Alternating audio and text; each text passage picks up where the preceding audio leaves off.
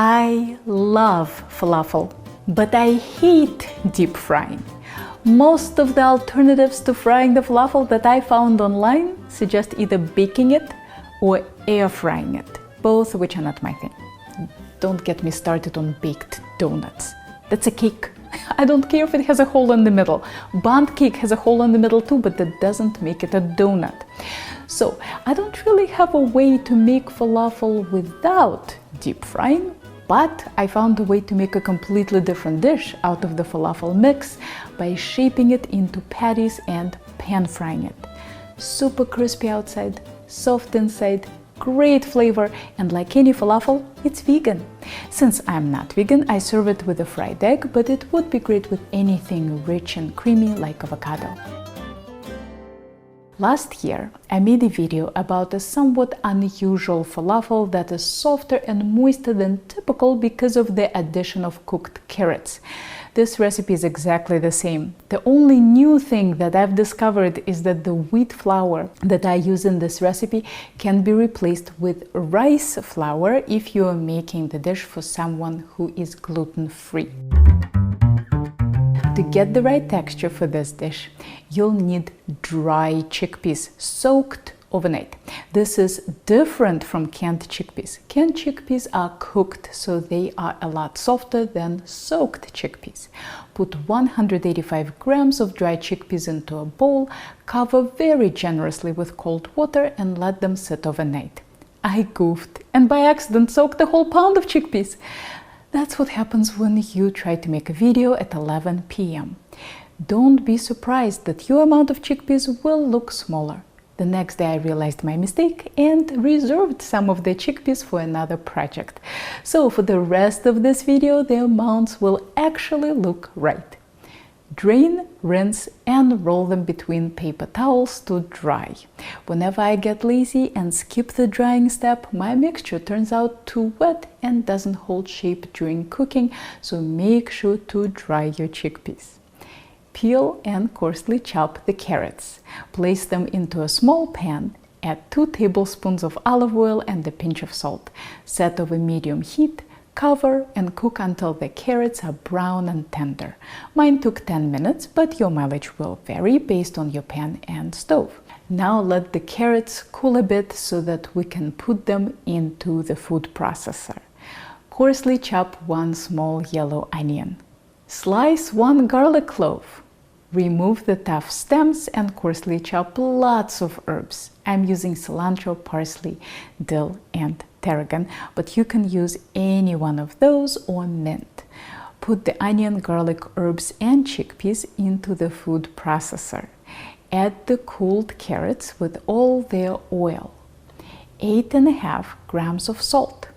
That's 1 tablespoon of Diamond Crystal Kosher salt or 1.5 teaspoons of table salt. For all other salts, either weigh or use your judgment. You can spice this mixture any way you want. I like a heaping teaspoon of smoked paprika, a heaping teaspoon of coriander, and a heaping teaspoon of cumin, 2 tablespoons of all-purpose or rice flour, a heaping 1/4 teaspoon of baking soda, a tablespoon of pomegranate molasses, 1 more tablespoon of olive oil, and 1 tablespoon of freshly squeezed lemon juice.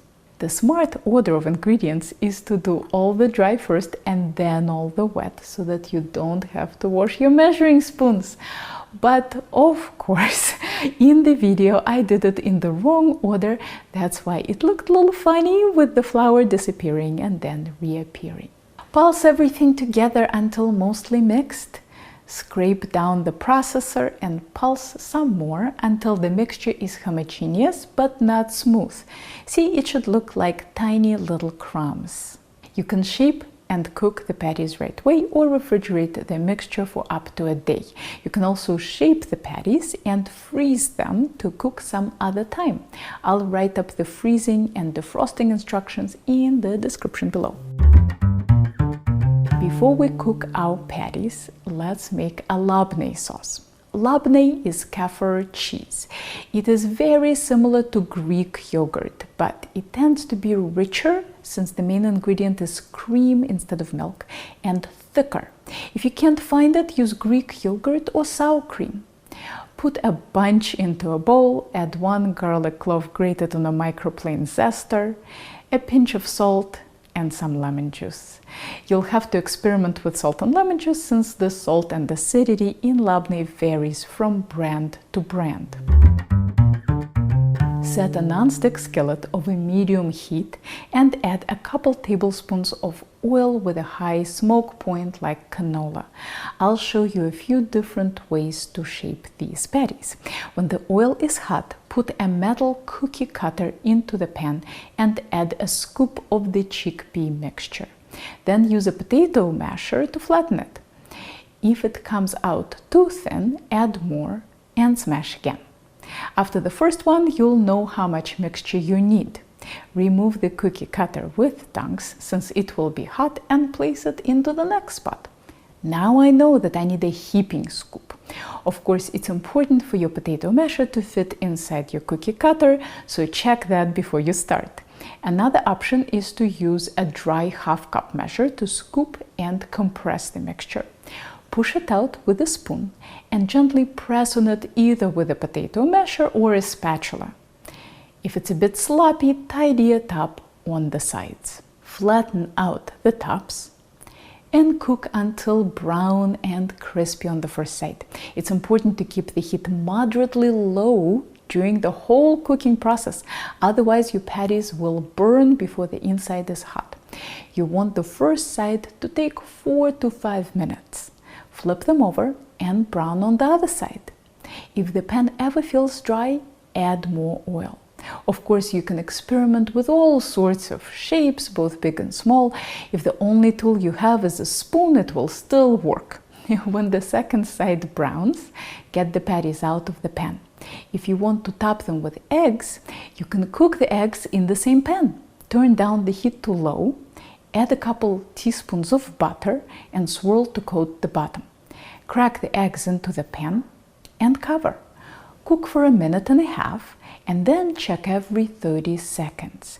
When the white is almost set except for a tiny bit around the yolk, take the pan off heat and keep covered for another minute.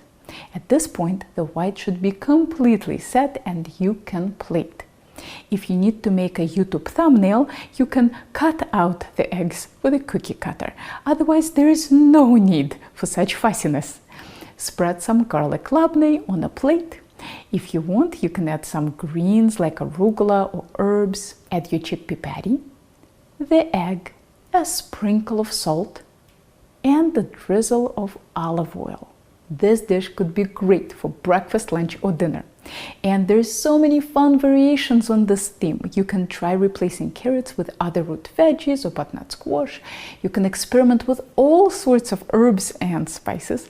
I love hearing about your experiments, so don't forget to leave me a comment and let me know what you tried. Here are more very detailed culinary tutorials for you to check out, and if you are ever in the Boston area, maybe I'll see you in one of my classes.